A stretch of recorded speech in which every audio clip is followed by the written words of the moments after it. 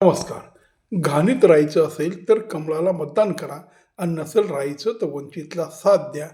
इति प्रकाश आंबेडकर वकील साहेब, ॲडव्होकेट, हायकोर्टाचे वकील आणि एक नामवंत दलित नेता. मित्रो, बघा, म्हणजे ज्यांनी संविधान ज्यांच्या आजोबांनी लिहिलं आणि जे संविधानची उठून सोडून घ्यावी देतात, जे संविधान BJP बदलणार आहे असं उठून सुटून प्रत्येक भाषणात सांगतात आणि तेच आज संविधानाचा अपमान करतात. कारण मुळात मतदान देणं हा प्रत्येकाचा अधिकार आहे आणि जर घाणीत राहायचं असेल याचा अर्थ जे मतदार BJPला मतदान करतात ते घाणीत राहतात, ते गटारात राहतात, ते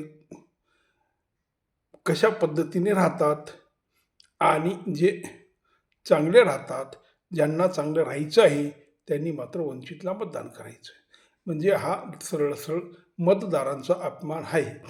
तेव्हा मित्रहो, हे वकील साहेब एवढे विद्वान असून कोर्टाची, खटल्याची आणि यांना कायद्याची एवढी जाण असल्यासुद्धा ही असली भाषा वापरतात आणि असल्या बडबडीनं सत्ता मिळाली असती तर रोज राहुल गांधी तर बडबड करतात, आता संविधान घेऊन कसं कसं काय काय बोलतात आणि तेव्हा त्यांनाही कधी लोकांनी आजपर्यंत तरी पंतप्रधान होण्याचा चान्स दिला नाही.